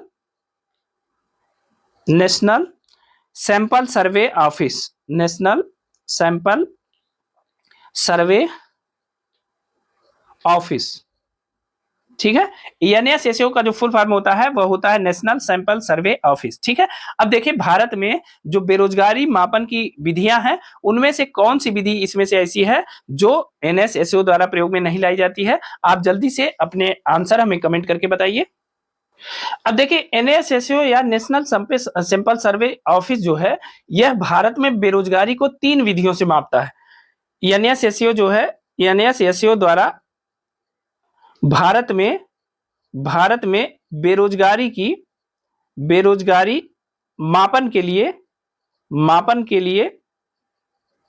मापन के लिए 3 विधियों का इस्तेमाल किया जाता है। किसका इस्तेमाल किया जाता है? 3 विधियों का इस्तेमाल किया जाता है। ठीक है, इस्तेमाल किया जाता है। तो देखिए एनएसएसओ द्वारा भारत में बेरोजगारी मापन के लिए 3 विधियों का इस्तेमाल किया जाता है। उसमें जो पहली विधि है वह है सामान्य या प्रमुख स्तर। ठीक है, यह क्या है? यह पहली विधि है। सामान्य या प्रमुख स्तर की जो विधि है इसमें क्या होता है, इसमें यह माना जाता है कि अगर इसमें किसी व्यक्ति को बेरोजगार तब माना जाएगा, मान लीजिए कि एक वर्ष में 365 दिन होते हैं। 365 दिन में अगर कोई व्यक्ति 183 दिन, कितने? 365 दिन में 183 दिन। ठीक है, 183 दिन मतलब लगभग 50% दिन हो गए ना। 180 दूनी 360 होता है और ये 3 दूनी 6 हो जाएगा, तो 366 के हिसाब से है। तो अगर 365 दिन एक वर्ष में होते हैं उसमें से आधे यानी 183 दिन अगर कोई व्यक्ति बेरोजगार रहता है यानी कोई काम नहीं करता है, जबकि वह काम के लिए उपलब्ध है या काम खोज रहा है, काम के लिए उपलब्ध है या काम खोज रहा है। ठीक है, तो उसे जो है 183 दिन तक उसके बाद भी कोई काम नहीं मिला, कोई नौकरी नहीं मिली, कोई लाभदायक काम नहीं किया उसने, तो इसे कहते हैं सामान्य या प्रमुख स्तर। ठीक है ना, तो इसे सामान्य या प्रमुख स्तर बेरोजगारी कहते हैं। एक इस विधि का प्रयोग किया जाता है एनएसएसओ द्वारा। दूसरा जो प्रयोग किया जाता है वह है चालू या साप्ताहिक स्तर। ठीक है, अब चालू या साप्ताहिक स्तर की बेरोजगारी किस प्रकार की बेरोजगारी होती है? अब देखिए अगर मान लीजिए कि कोई भी व्यक्ति है, कोई संदर्भित सप्ताह, मान लीजिए कि फरवरी के दूसरे सप्ताह में मान लीजिए कोई व्यक्ति है, संदर्भित सप्ताह से आशय यही है। तो अगर कोई एक सप्ताह में 7 दिन के अंदर एक दिन में कम से कम 1 घंटे, मतलब मान लीजिए 7 दिन में, सातों दिन में एक दिन में कम से कम 1 घंटे 1 घंटे भी कोई लाभदायी कार्य नहीं किया, 1 घंटे भी कोई लाभदायी कार्य नहीं किया, ठीक है, 1 घंटे भी कोई लाभदायी कार्य नहीं किया, जबकि एक शर्त है कि वह काम के लिए उपलब्ध है और काम खोज रहा है, लेकिन एक दिन में कम से कम 1 घंटे भी कोई लाभदायी कार्य नहीं किया। ये 7 दिन की बात है। 7 दिन में जो एक दिन है, जैसे 1 2 3 4 5 6 7 दिन का एक सप्ताह होता है, तो यहाँ कहने का मतलब है कि 7 दिन में एक दिन में अगर 1 घंटे से भी कोई कम, कोई 1 घंटे भी अगर कोई लाभदायी कार्य नहीं किया है किसी व्यक्ति ने, तो उसे चालू साप्ताहिक स्तर की बेरोजगारी मानी जाएगी और उस व्यक्ति को बेरोजगार माना जाएगा। ठीक है ना? तो अगर एक भी दिन, एक भी घंटे के लिए उसे कोई कार्य नहीं मिला, तो उसे चालू साप्ताहिक स्तर के अंतर्गत रखा जाता है। ठीक है।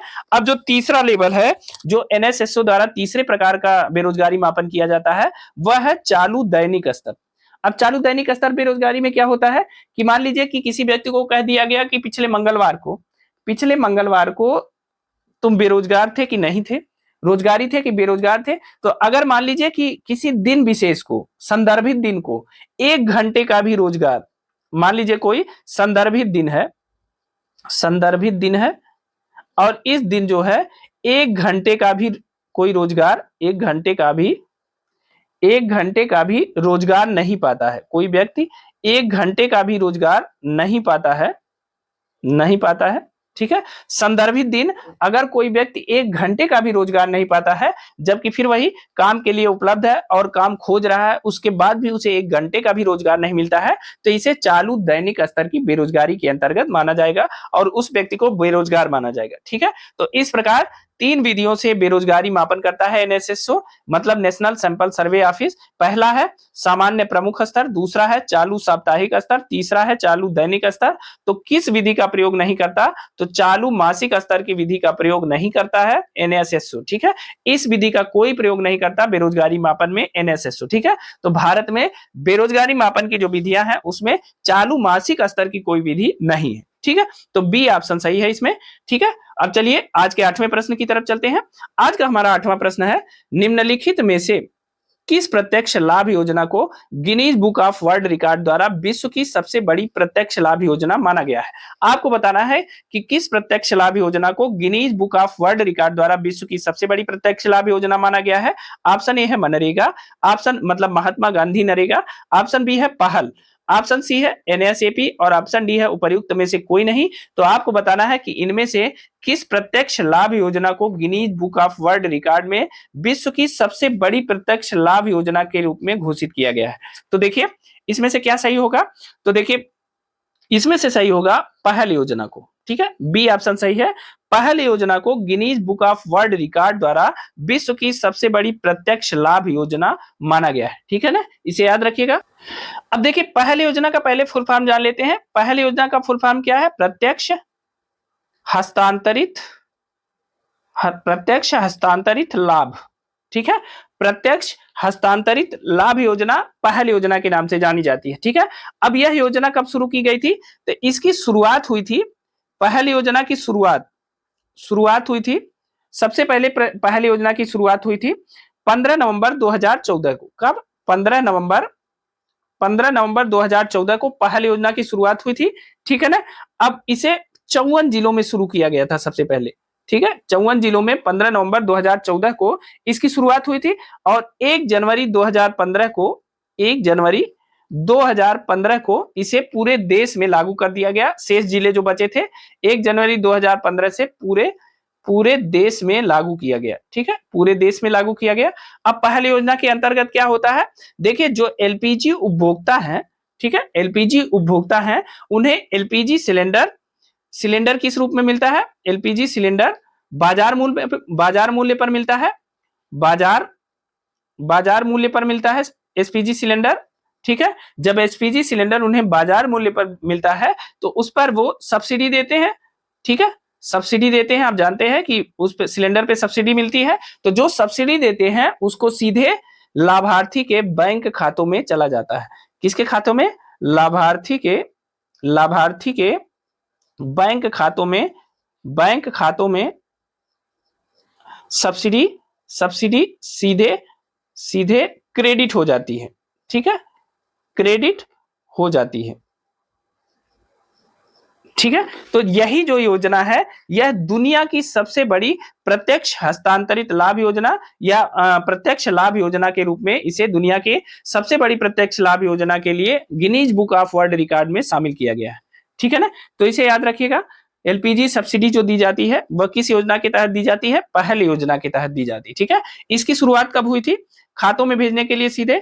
तो पहल योजना या प्रत्यक्ष हस्तांतरित लाभ योजना की शुरुआत हुई थी 15 नवंबर 2014 को। शुरू में 54 जिलों में हुई थी और 1 जनवरी 2015 को इसे पूरे देश में लागू कर दिया गया। ठीक है, एलपीजी सिलेंडर को आप जानते हैं कि बाजार मूल्य पे खरीदा जाता है, लेकिन उस पर सब्सिडी भी मिलती है और इस सब्सिडी को सीधे लाभार्थी के बैंक खाते में सीधे जो है सब्सिडी को क्रेडिट कर दिया जाता है और यही योजना पहल योजना के नाम से जानी जाती है और इसे दुनिया की सबसे बड़ी प्रत्यक्ष लाभ योजना के रूप में Guinness book of world record में दर्ज किया गया है। इसे याद रखिएगा। ठीक है, अब चलिए आज के नवे प्रश्न की तरफ चलते हैं।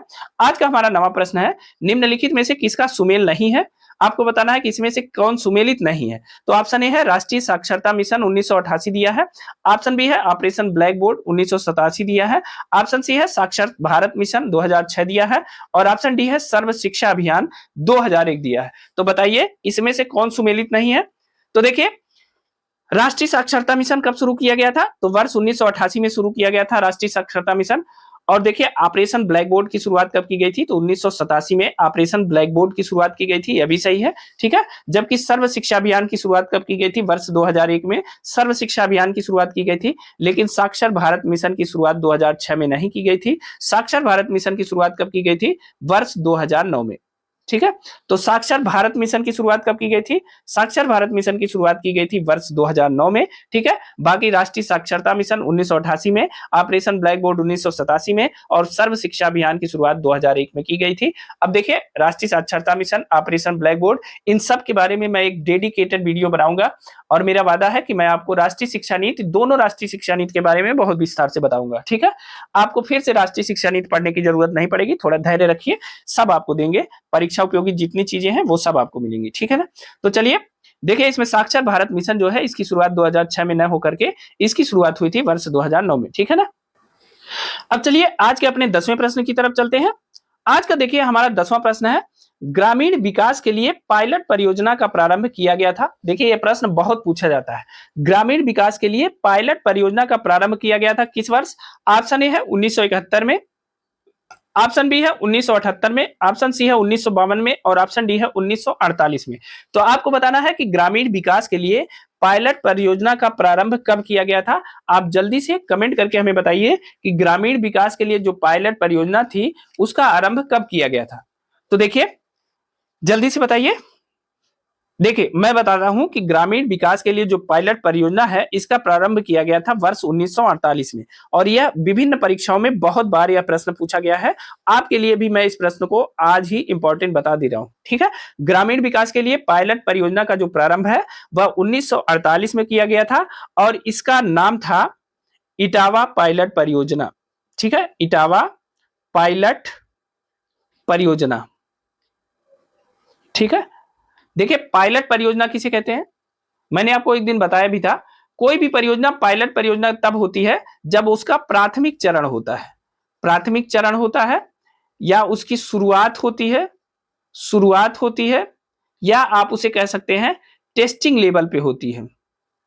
ठीक है, टेस्टिंग लेवल पे होती है तो उसे क्या कहते हैं? कोई पायलट प्रोजेक्ट है। ठीक है, किसी परियोजना का कोई प्राथमिक चरण, शुरुआती चरण या इसे टेस्टिंग लेवल कहते हैं। तो कोई भी परियोजना जब इस लेवल पे होती है तो उसे पायलट प्रोजेक्ट या पायलट परियोजना के नाम से जानते हैं। ठीक है ना, तो भारत में ग्रामीण विकास के लिए जो पहली पायलट परियोजना आई वो 1948 में आई और इसे इटावा पायलट परियोजना के नाम से जाना जाता है। ठीक है ना, अब इटावा पायलट परियोजना किसने शुरू की, इसको शुरू करने का श्रेय किसे दिया जाता है? इसलिए भी यह प्रश्न बहुत इंपॉर्टेंट है कि इसको शुरू करने का श्रेय दिया जाता है एक अमेरिकी सैन्य अधिकारी थे।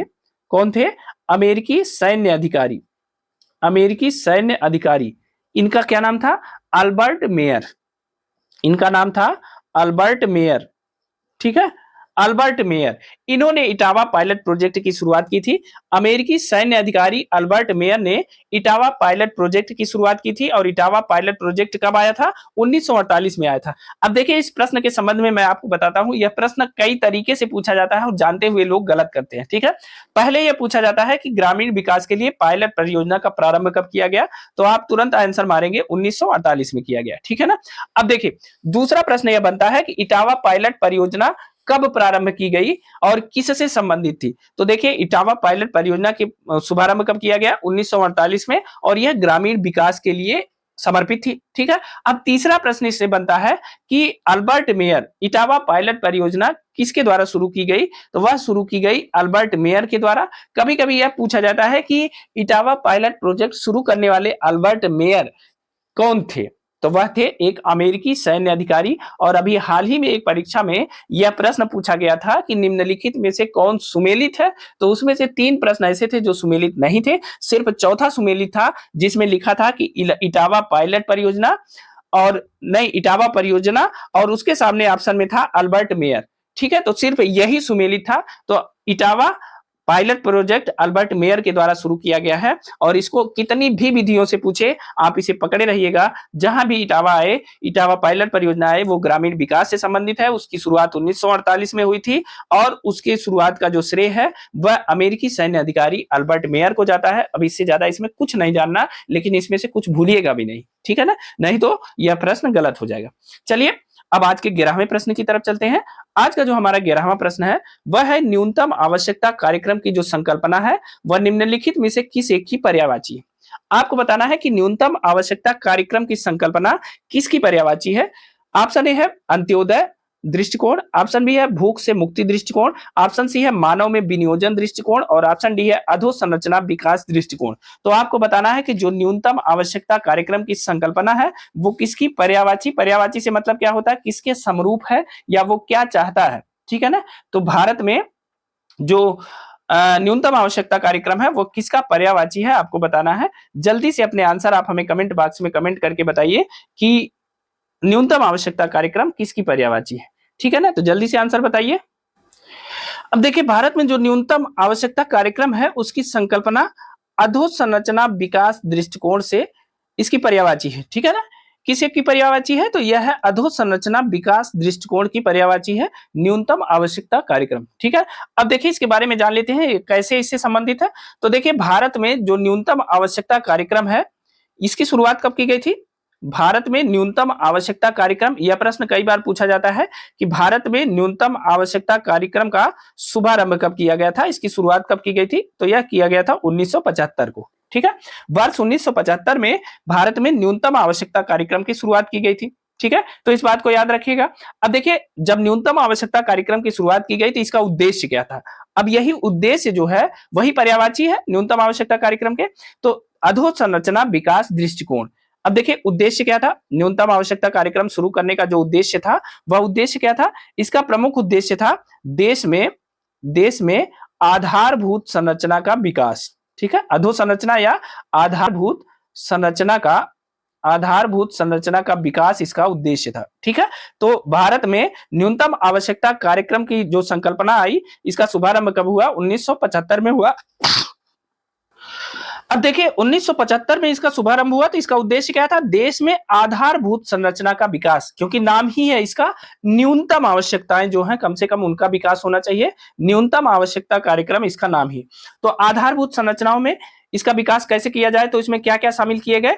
जैसे मान लीजिए एक व्यक्ति को साक्षर बनाना है, तो व्यक्ति को साक्षर बनाने के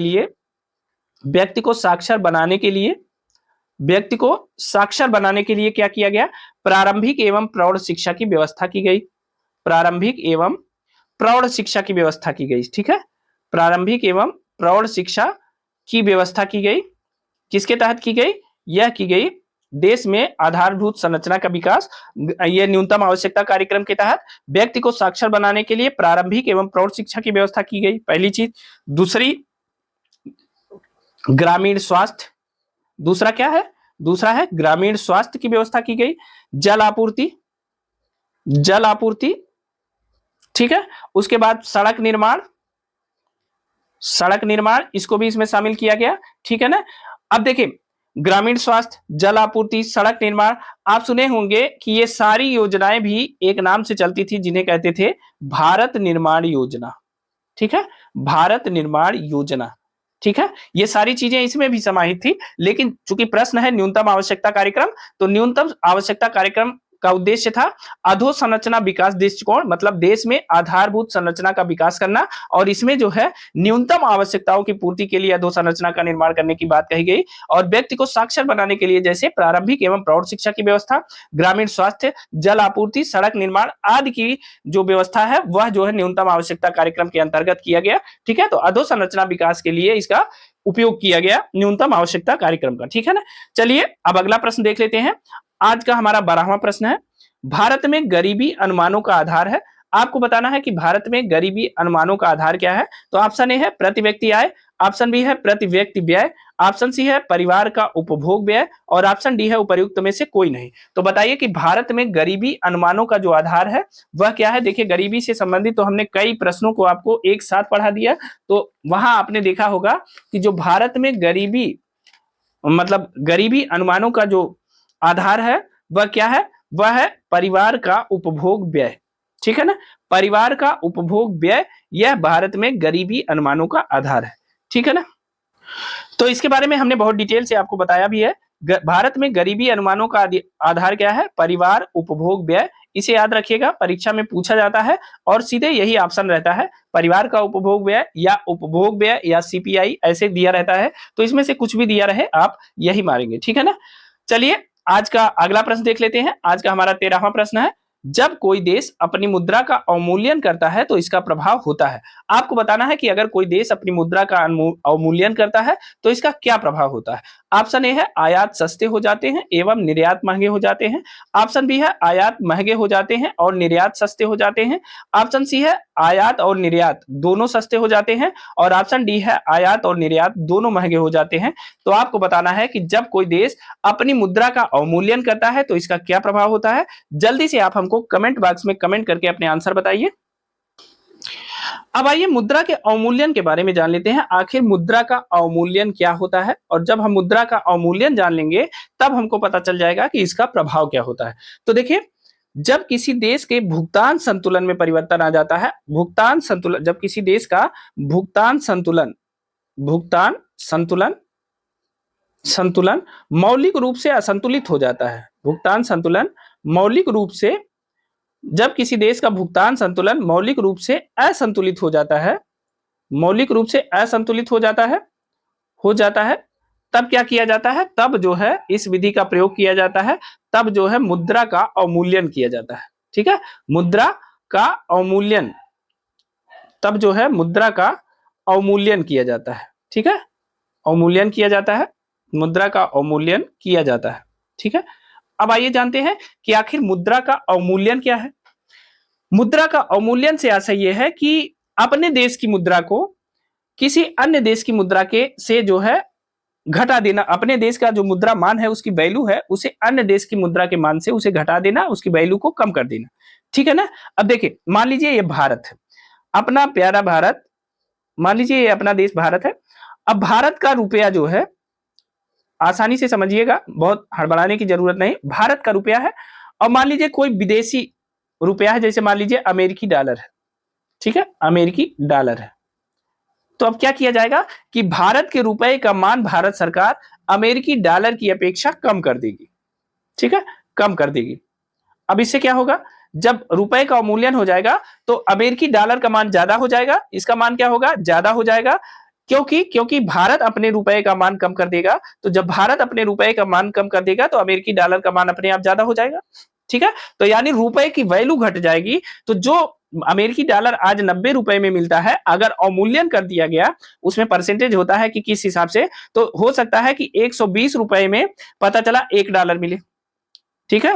अभी क्या होता है, अभी 90 रुपए में $1 मिल रहा है, तब हो सकता है जब रुपए का अवमूल्यन कर दिया जाएगा तो 120 रुपए में $1 मिलेगा। ठीक है, तो यानी अपने देश की मुद्रा का जो मान है वो कम कर दिया जाता है और अन्य देश की मुद्रा का मान उसकी अपेक्षा ज्यादा हो जाता है।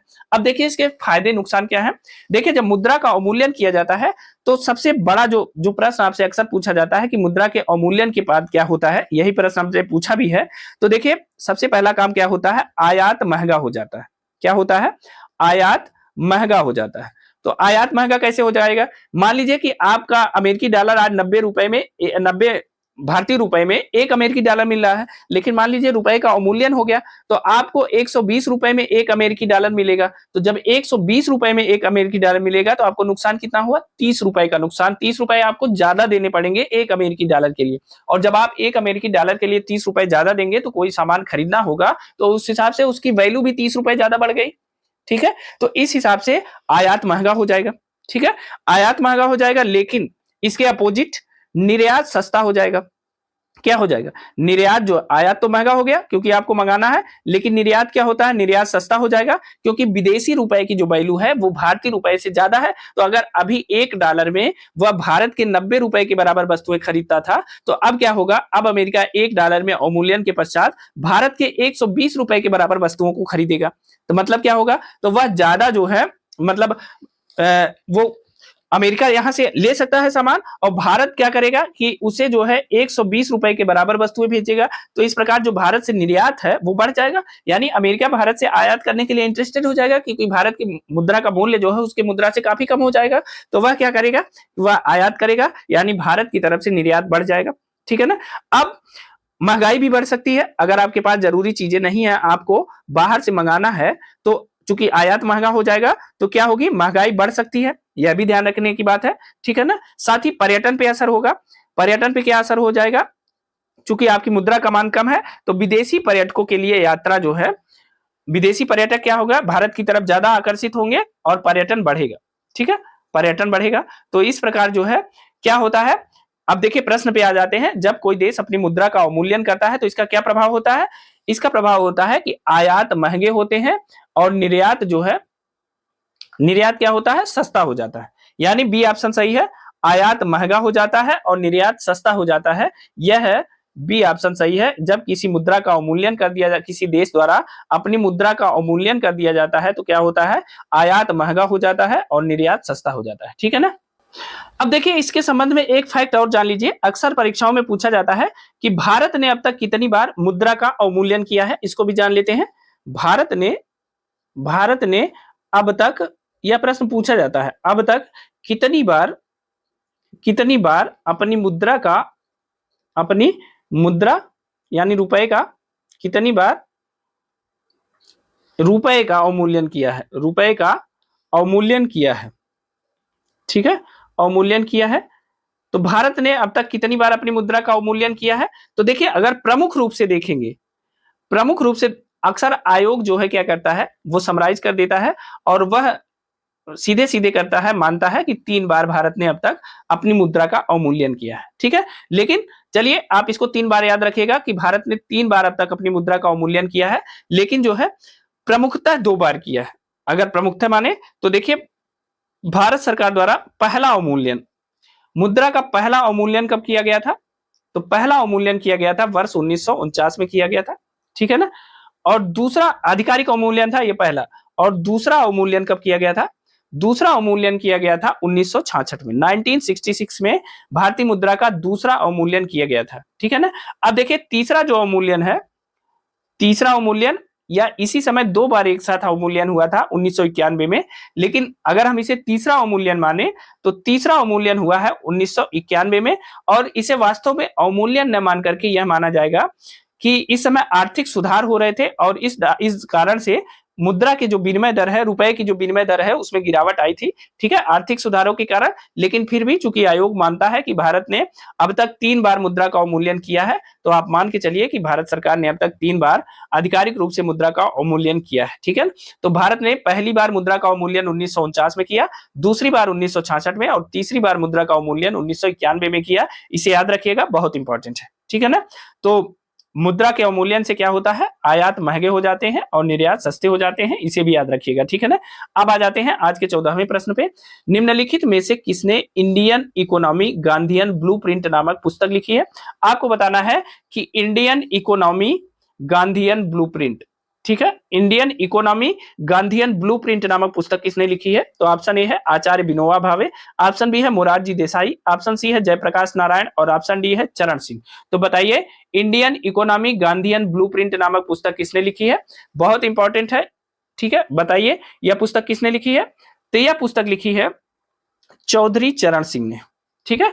चौधरी चरण सिंह भारत के भूतपूर्व प्रधानमंत्री थे, ठीक है ना, भूतपूर्व प्रधानमंत्री चौधरी चरण सिंह ने यह पुस्तक लिखी है इंडियन इकोनॉमी गांधीयन ब्लूप्रिंट, ठीक है। भारत के भूतपूर्व प्रधानमंत्री, लिख सकते हैं भारत के भूतपूर्व प्रधानमंत्री, भूतपूर्व प्रधानमंत्री प्रधानमंत्री चौधरी चरण सिंह ने यह पुस्तक लिखी है इंडियन इकोनॉमी गांधीयन ब्लूप्रिंट, इसे याद रखिएगा, ठीक है ना। अगला देखते हैं आज का हमारा 15वां और आखिरी प्रश्न है, national centre for agricultural economics and policy research कहां स्थित है। आपको बताना है कि national centre for agricultural economics and policy research कहां स्थित है। ऑप्शन ए है कोलकाता में, ऑप्शन बी है हैदराबाद में, ऑप्शन सी है भोपाल में और ऑप्शन डी है नई दिल्ली में। तो आप जल्दी से हमें कमेंट करके बताइए कि national centre for agricultural economics and policy research कहां स्थित है। जल्दी से अपने आंसर हमें कमेंट बॉक्स में कमेंट करके बताइए। और मैं यह बता देता हूं कि यह प्रश्न बहुत इंपॉर्टेंट है, ठीक है ना, यह प्रश्न बहुत इंपॉर्टेंट है। यह प्रश्न आपकी परीक्षा में पूछा जा सकता है कि national centre for agricultural economics and policy research कहां स्थित है। तो देखिए यह स्थित है नई दिल्ली में, ठीक है। National centre for agricultural economics and policy research, इसे कहते हैं एनकैप या एनसीएपी, ठीक है, एनसीएपी के नाम से जानते हैं। एन का mean national, national national centre for, national centre for economics, national centre for economics and policy research, ठीक है। National centre for agricultural economics and policy research, ये कहां स्थित है, नई दिल्ली में। इसे कहते हैं राष्ट्रीय कृषि आर्थिकी एवं नीति अनुसंधान केंद्र। क्या कहते हैं, राष्ट्रीय कृषि आर्थिकी, राष्ट्रीय कृषि आर्थिकी एवं नीति अनुसंधान केंद्र,